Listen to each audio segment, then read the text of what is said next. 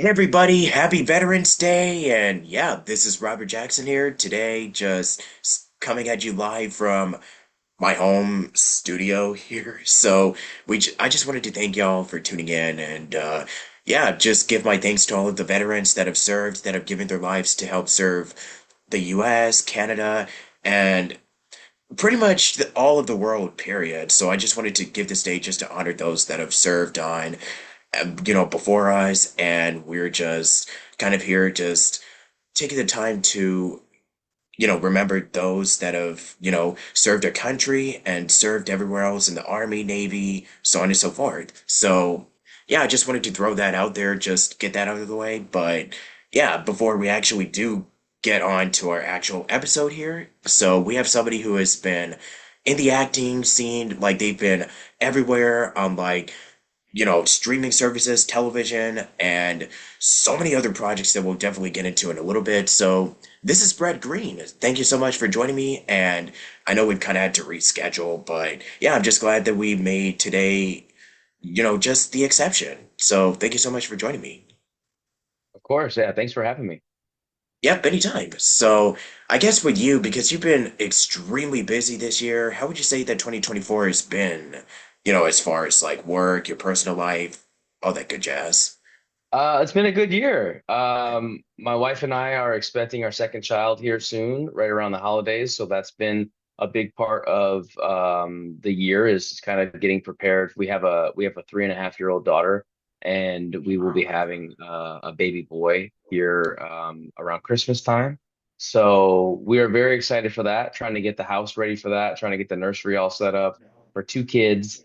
Um, and maintain work. It's been a interesting year in the film and TV business. A lot of people have noticed that it's been a little bit slow this year. But I've done my fair share of work here and there. Worked on a couple of commercials this year, which has been fun, and also I launched a new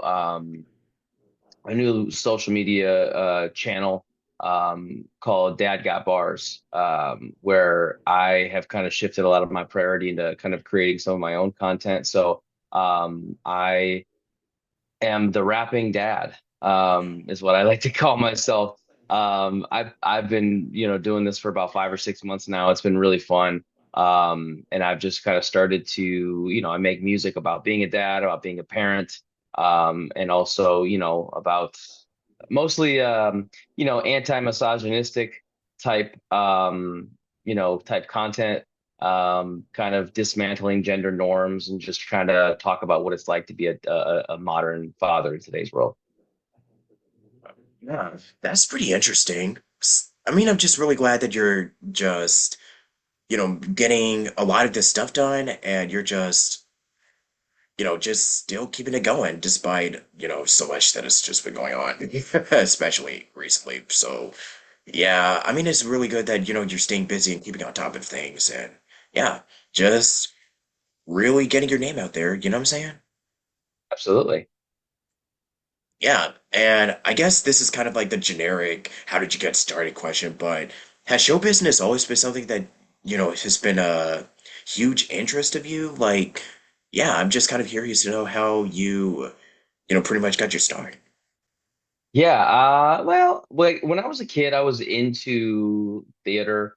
I was into I like going to plays. I like to put on plays at home with my siblings just for the family. And so I always kind of had the itch. Back then it wasn't quite as easy to get involved in film and TV as it is today. Everyone's got a phone that's got a great camera on it, so it's easy to just kind of make fun little videos. We used to have to bust out the camcorder to make our little short films and stuff. But yeah, I was doing that kind of stuff from a really young age, and so I think it all kind of the writing was on the wall.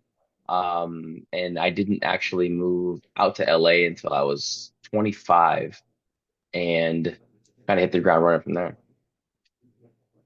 That's so awesome. So you were into theater and plays and everything. Was there any one that really stood out to you? I didn't, funny thing is, I didn't do a ton of theater. Like I always wanted to, or if I was in a play, I was like, I played it safe and I was like, I'll just do like I'll be one of the backup dancers, or it was almost like I was a little bit shy and kind of afraid to jump into the limelight. So one that I enjoyed doing was oh, which one did we do? We did the Nutcracker. I want to say in like fifth grade, and that was like my first real time like getting up on a stage in front of a big crowd, and that was when I realized like I kind of liked I kind of liked it. You know what I mean? I liked the attention. I liked the team aspect of everybody kind of having to work together. So that was probably what did it for me was doing the Nutcracker in fifth grade. Yeah. I mean, I know that the Nutcracker, especially during this time, is like, I mean, you just can't beat the classics, you know what I'm saying? Uh-huh. Yeah. So after you got that experience, like, what was your kind of introduction on the world of TV and television, movies, and all that stuff? The first thing I ever did was I did an episode of How to Get Away with Murder with Viola Davis, which was a pretty awesome experience. I only had one line. I played a police officer, but I did have a scene with Viola Davis, and that was quite the introduction to TV and film. You know, to be acting with an icon like her, that was pretty incredible, and really kind of lit a fire in me because I mean it was the first time I'd ever actually been on like a real set. I learned a ton that day in terms of like how they actually make a TV show. Everything that goes into it, the amount of people that it takes to really make a show go. So that was a really great learning experience for me, and it was a ton of fun, and everybody on that show was great to work with, and that kind of kickstarted a nice little run there where I started to get some credits under my belt and work my way up and work my way up until um 2015 when I booked a show where I was the lead of the show. Yeah. So would you say that the industry is so much different for you now than it was when you first got your start? Absolutely, yeah. Everything's changed. I mean, when I first started here, I moved out here 11 years ago. Everything, all the auditions were still in person. You're still going into an office and meeting with casting directors and trying to, make those relationships. And now, I would say for film and TV, it's probably at 100% self tapes. I can't remember the last time I actually went into an office for an audition. So, there's pros and cons to that. I like the ability to sort of do it on my time. I like the ability to do the audition, film it three or four different times and then go back and watch the takes and figure out which one you like the best and only send that one as opposed to the pressure of going into an office and actually reading for a casting director face to face, which you do lose a lot of like nuance there where working with a casting director face to face, like in the room, you can get direction. And you also get a little bit of that thrill of it being a live performance. Some of those nerves of like not wanting to screw it up because it is live kind of gives you that theater sort of feel. So I do miss that. I do miss that quite a bit. But it is nice to be able to do a self tape as well. So that's probably the biggest difference. And then also like most shows now are like these like limited series or like these short, you get like 8 episodes of a show. And as a consumer of TV, I mean, I guess also as an actor, I don't like it because it's less episodes to work on from the acting side. And then just as a viewer of TV, it's fewer episodes to consume, especially if the stories like really got you hooked. Like there was a show on Hulu a couple years ago with Kerry Washington called Little Fires Everywhere, and it was such a great show. One of my favorite shows I've seen in the last couple years. And I think they only did like 8 episodes, and it was just one of those one that it just left you wanting so much more. So that's kind of a big change that I've seen as well. But overall, film and TV business is going to stay tried and true. It's you got your procedurals, and you've every now and then you get these really unique um, Game of Thrones type shows that come out and sort of change the whole landscape and change the game in terms of how TV is actually made. But it's pretty tried and true. I think I think for as much as it's changed, a lot of things have stayed the same. Oh yeah. And I'm also kind of wondering what is something that you do for like whenever, because you're already doing a lot of this stuff, is there anything that you're kind of been getting into as of late? Because you kind of have like a kid and everything. So what is something that you like to do, like just for fun?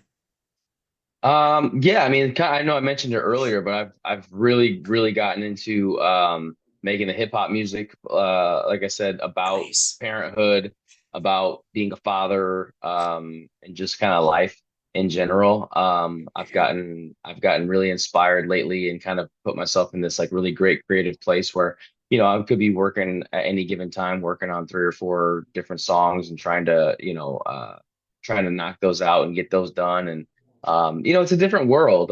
One of the other biggest changes that's happened is like obviously like social media is really big now too, in terms of like if you can kind of have some success or gain some sort of notoriety on social media, that only is going to help you as an actor as well, both in the commercial world and in film and TV. And so, that's been a big focus of mine right now, is just making music and trying to um, educate people on what it means to be a modern dad. And then also entertain as well. It's a fine balance, but I feel like I'm doing a pretty good job of doing both. And so that's definitely given me that creative fix that I need. That if I was just kind of sitting around waiting for auditions all day, I'd probably drive myself crazy.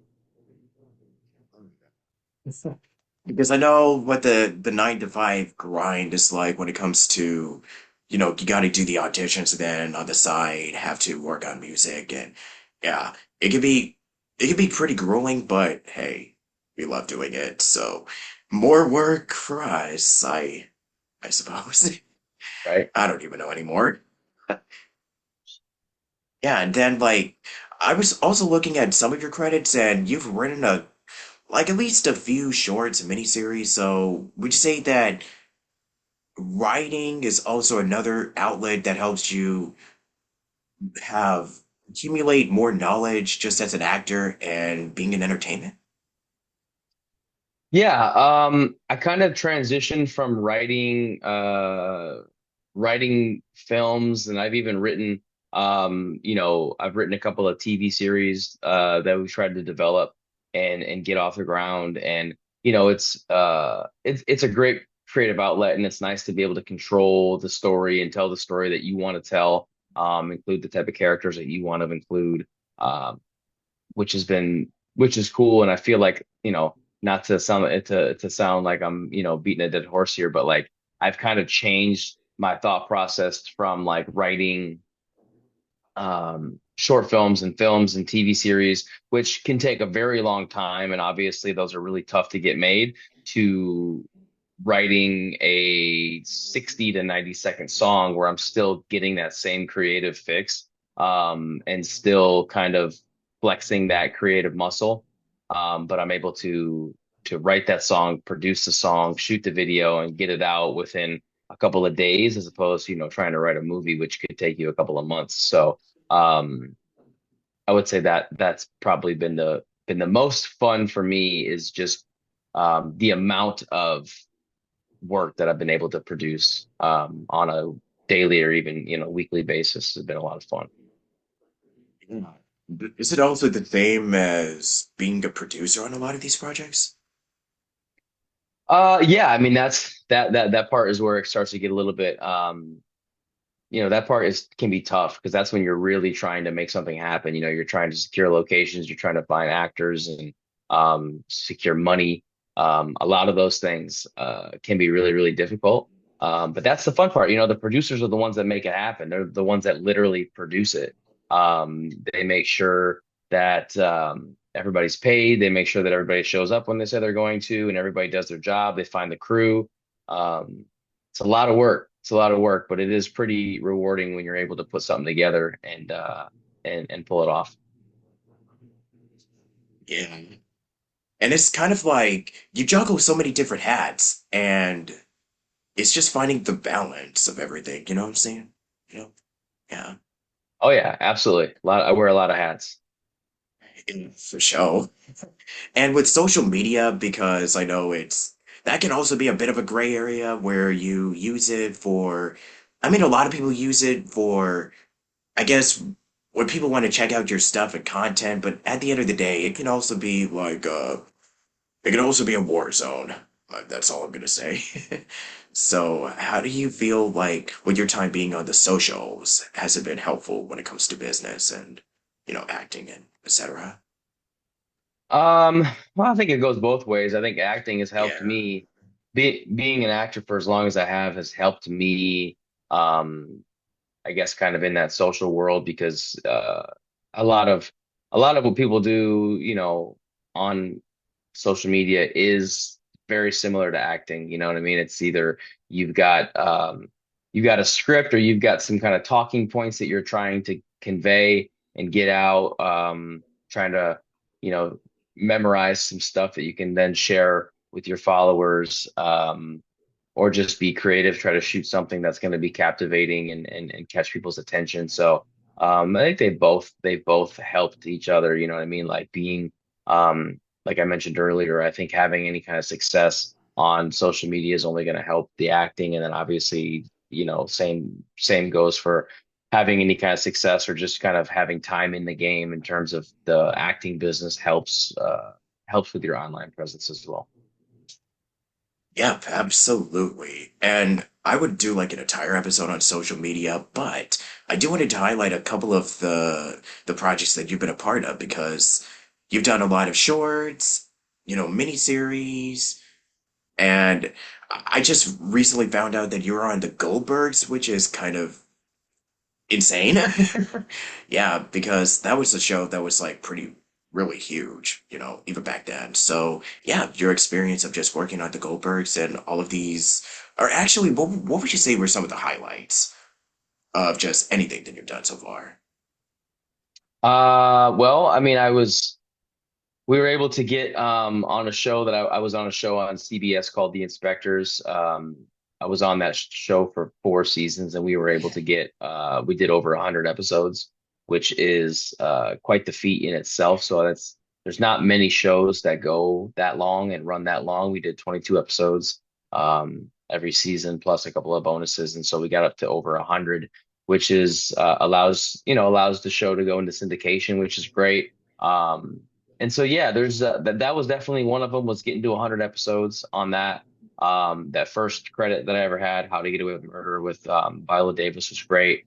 Working with somebody like her on your first time on TV was incredible. And then probably my favorite show to work on, I did an episode on Jane the Virgin, and I got to do a scene with Gina Rodriguez, and she had like just gotten nominated for her second Golden Globe, like the day that I had shown up on set. And so, she was of course buzzing. She was out, she was in a great mood, and she was just like so fun to work with. The way she kind of controlled that set as, number one on the call sheet. She really showed me how it's done in terms of like how to treat the rest of the crew, how to treat the cast, and just be a leader. As much fun as this business is, it is still a business. And you've got to run it the right way. And it's not up to just, executive producers and showrunners to make sure that things are going smoothly. It definitely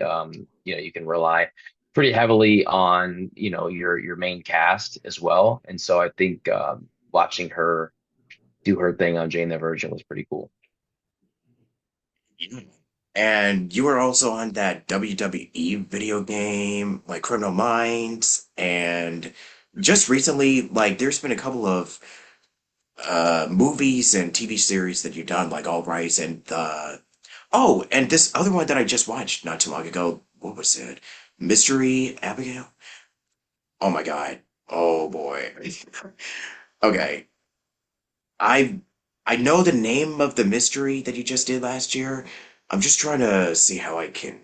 What? Is that how you say? I'm so sorry, y'all. I'm just bad with, names today. But yeah, Abigail Mysteries. Like, if you'd like to talk a little bit about that, I mean, floor's yours. Yeah, one of my good friends, his wife actually wrote that and starred in it, Ansley Gordon, and she came to me a couple years ago and was like, "Hey, I got this movie that we're gonna do for Pure Flix at the time, and now it's the Great American Channel." And I was like, "Yeah, sure." So we did a table read. It was a cool character, playing another cop, and we shot that out in Prescott, Arizona, which was cool. And it was in the wintertime, and so it was like a ton of snow up there. It was a really, really beautiful town. Fun to, be working with a friend and someone that I've known for a long time, and telling a fun story. So that was a fun film to work on. And I know that was a really it was also a really good movie about, Christianity and also just sharing about faith and just positivity during like, the bad moments in life. Right. Absolutely. Yeah. So what is something that is the most creatively fulfilling or rewarding about all of this? Um, yeah, I hate to keep going back to it, but I think just writing my own stuff, telling my own story and doing it in a trying to do it in a clever way. I mean, I make music, and so it's like, there's a lot of parameters to it that can kind of um handcuff you a little bit and make you feel like challenged, which is, for me with music, it's like, oh yeah, it's got to rhyme too. It's not only does it have to make sense and be clever and try to be funny and have an impact, but also like you got to make these words rhyme too and make it fit into this rhyme pattern and make it go good with this beat and all that. It's been a lot of fun, and it's very, very rewarding. Like I said, just to make your own stuff. Amen to that because I'm just somebody who is kind of, just trying to find the joy in everything. Like what is the thing that got me into this, in the first place, and what is something that brought me back to the love that I have for this thing, you know what I'm saying? Hmm. And yeah, it just comes back to finding the love. And yeah, speaking of which, what is something that you do for self-care or like any mental health advice? Oh, good question. I go to the gym, try to exercise, stay healthy. Oh yeah. That's always good for the both the mental and physical side of it. Any routines that you do? Oh man, I've been doing like very similar routines since high school, man. So I'm kind of like ingrained. I've been doing like the same. I try to switch it up every now and then, but for the most part, I've been pretty consistent with how I've trained for years now. Oh yeah. Like each day is kind of different, but it's just being consistent and maintaining it is very crucial. It's super vital for your body. And Absolutely. I think you've answered this earlier, but what are the biggest challenges and hurdles to overcome working as a full-time actor? Just the negativity, the Ah, rejection. You know what I mean? It's tough. It's tough to be rejected on a consistent basis and continue to kind of keep the faith and keep going. But if you love it, there's really don't have another option. You know what I mean? Like I'm not really trying to do anything else. It's what I love to do. So you just got to roll with the punches and know that it's part of it. yeah. And at what moment in your life where it could be an acting or it could just be personally where you think back this kind of goes back to what I was talking about earlier with like, yeah, um, where we were just saying finding that first love again. What was the moment that made you realize this is why, I just love doing this, man? Oh, good question. Yeah, it's something about it. Like anytime I've ever thought about quitting or taking a break or giving up on anything. I've always just kind of thought back to something always happens where it pulls you back in, and whether it be you're working like you book something when you thought you were on your last leg and you thought that you're like, I don't want to do this anymore. I don't have it in me.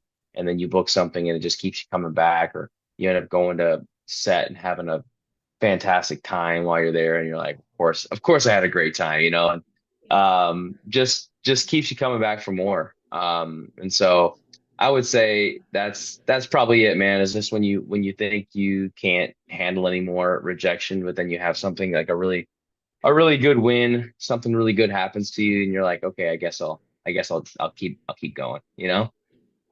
Exactly. That bingo. That type of optimism, it's definitely what's gonna be. It really does make a very, really strong impact, and it really goes a long way.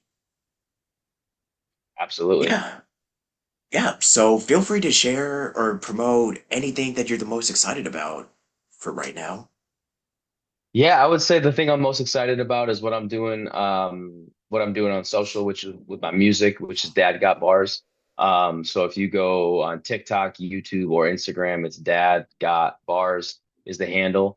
Like I said, I'm making music about modern fatherhood, about being a parent, about being a dad, trying to um, dismantle old kind of traditional gender values, gender norms.